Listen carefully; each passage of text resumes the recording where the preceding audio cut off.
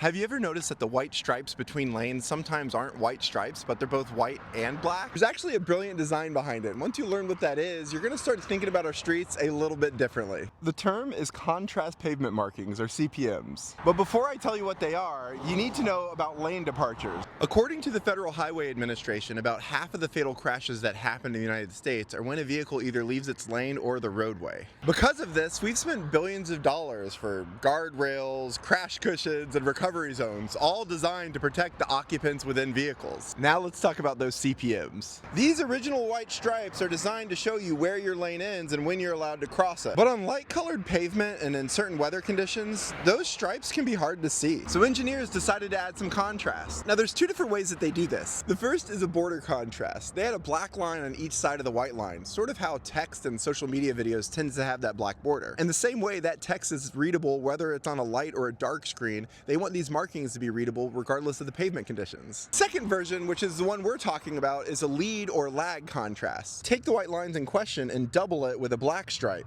People traditionally think of these stripes as way shorter than they are when we're looking at them from the perspective of a car. But on highways, you're looking at stripes that are typically between 12 and 15 feet long. Which is why I bought this. I want to measure one in my neighborhood. The longer stripes pass under your car more slowly, which can make you feel like you're driving slower, even when you're not.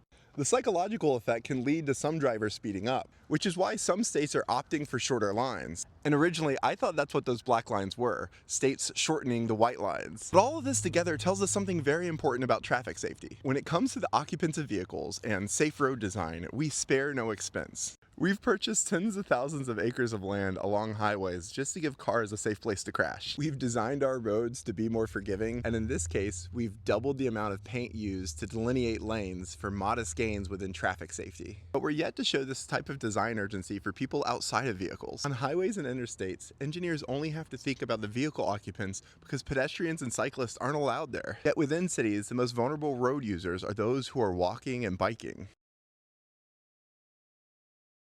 People walking are more than twice as likely to die in crashes per miles traveled than people in cars. Since 2010, the number of cyclist fatalities have increased by over 40%. And yet, even our interior streets, where the vulnerable people are present, are optimized for vehicle speed and flow. So what would it look like if we put similar care and intention to the people outside of the vehicle? That very question is driving a movement towards people-centered, safer street design. Most of these are community-led movements, bottom-up changes that are proving to be effective, though limited in scope. These projects are proving that the power of design that protects the occupants within the vehicles can protect the people outside of vehicles as well.